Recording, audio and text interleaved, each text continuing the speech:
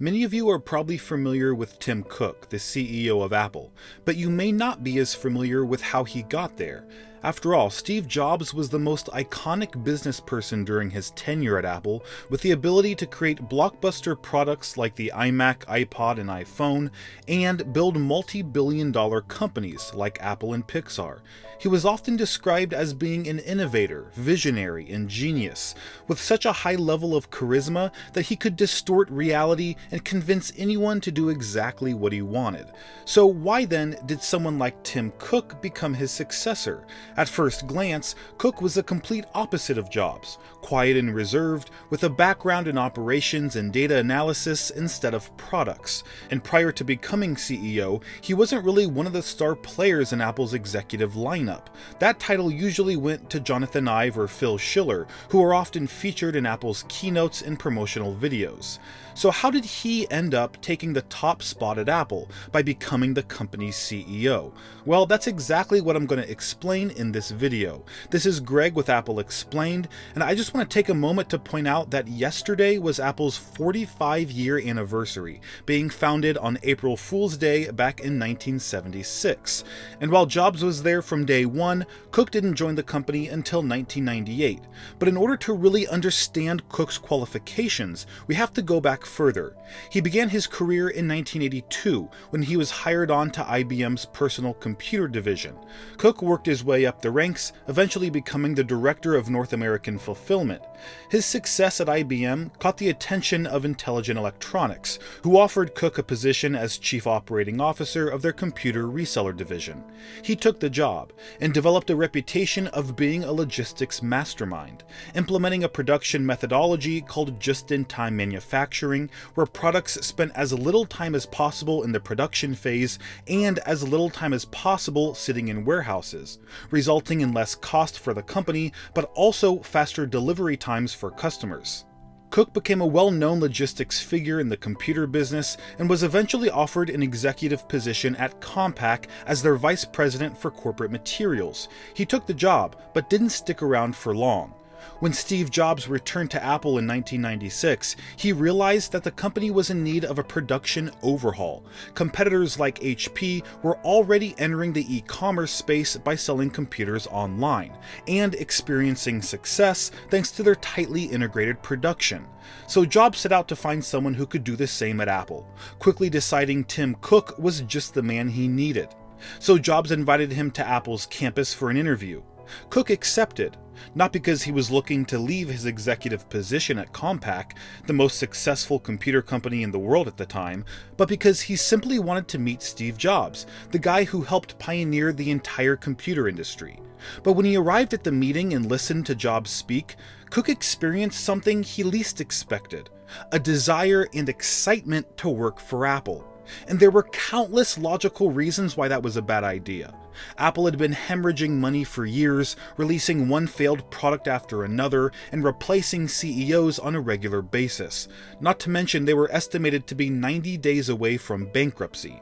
And while Jobs was back with Apple, even he wasn't sure the company could be turned around. He sold all his stock in Apple except for one symbolic share. At the time of Cook's interview, there were no signs of Apple's recovery. In fact, their survival depended entirely on the success of their next product, the iMac. And considering Apple hadn't released a big hit since the Apple II, most people were betting against them. And that's what made Tim Cook's decision to join Apple so insane. He was jumping ship from the most popular computer company in the world, which he just joined 6 months prior, to one that was in the process of sinking. It was a move that stunned his family and colleagues, since it made no logical sense whatsoever, but it wasn't logic that guided his decision. Looking back in an interview with David Rubenstein, he said, "It wasn't a decision that you could sit down and do the engineering analysis, saying here are the pluses, here are the minuses, because that analysis would always say stay put. It was sort of this voice in your head that was saying, go west, young man, go west." Now, when I heard that, it reminded me of Steve Jobs saying intuition is more important than intelligence, and the fact that both Jobs and Cook share that ability to not only be in touch with their intuition, but to have the guts to bet their career on it, makes it easier to understand how Cook ended up replacing Jobs as CEO.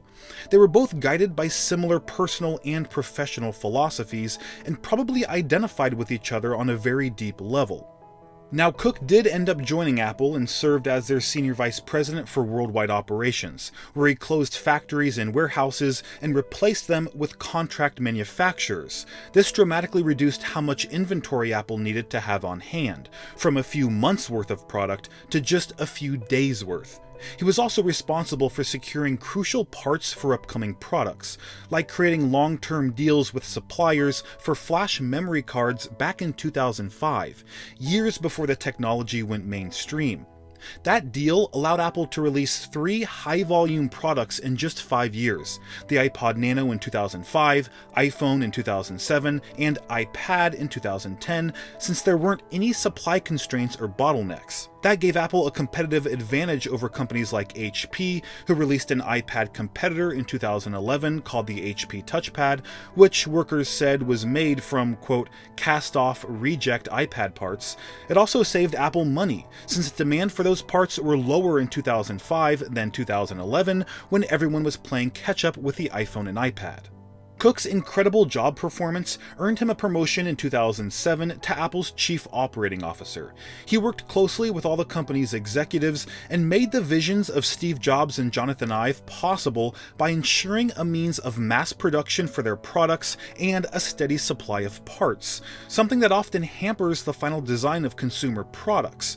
In fact, logistics is perhaps the most challenging and difficult part of a company. That's why, traditionally, all departments report to the production team. The designers, marketers, and engineers are all limited by whatever the production team can manage to manufacture.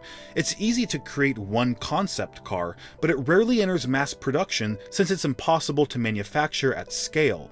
But Jobs ran Apple differently. All departments there reported to the design team, who always had the final say. So Cook was forced to plan ahead and figure out a way to mass produce all their products without any slowdowns and at the lowest price possible. This is incredibly difficult work that's sadly rarely ever seen or acknowledged. Logistics isn't a sexy job like product design or software engineering, so people like Tim Cook making it all run smoothly behind the scenes don't often receive much of the limelight. That's why whenever there were talks about who would replace Jobs, Cook's name was rarely mentioned. Instead, people suggested Jonathan Ive, Apple's iconic industrial designer, or Scott Forstall, their legendary software engineer that designed the Mac's Aqua interface. But neither of those people would have been a good choice, because the job of CEO isn't to be the best product designer or software engineer. Steve Jobs himself was neither of those things. It's to be the best leader, who can recognize great people, make great decisions often based on intuition, and bring the best out of their workers, all to ensure the company runs smoothly and is headed in the right direction. And when it comes to those qualities, no one at Apple was better than Tim Cook. In the same interview I mentioned earlier, Cook was asked if he was a star athlete, star scholar, or tech nerd growing up, and Cook responded, "I'm not sure I would say I was a star anything." And I think that happens to be his defining characteristic and biggest strength. Cook is one of the most well-rounded executives Apple's ever had. He may not be designing products, but he does have a degree in industrial engineering. He may not be building machinery for assembly lines, but he did have a hand in employing robotic manufacturing at IBM. And he may not have the most charismatic personality, but his abilities as a team leader and manager have earned him praise from workers, who say he's less aggressive and more likely to reward someone for a job well done, whereas Jobs assumed doing great work was reward enough. He even avoided the #1 pitfall of CEOs replacing legendary leaders like Walt Disney or Steve Jobs, who've been deemed irreplaceable. The new CEO often tries to make decisions based on what the previous CEO might do, instead of doing what they think is right. and Cook has proven to be his own leader with his own style and his own priorities. He's much more focused on human rights, philanthropy, and environmental efforts than Jobs, but he shares the same love and unwavering commitment to Apple, and the decisions he's made so far have led the company to becoming the most valuable in the world and the most popular among customers, something I'm sure Jobs would be very proud of if he were around today. Alright guys, thanks for watching till the end. Don't forget to subscribe to help decide which topics I cover, and I'll see you in the next video.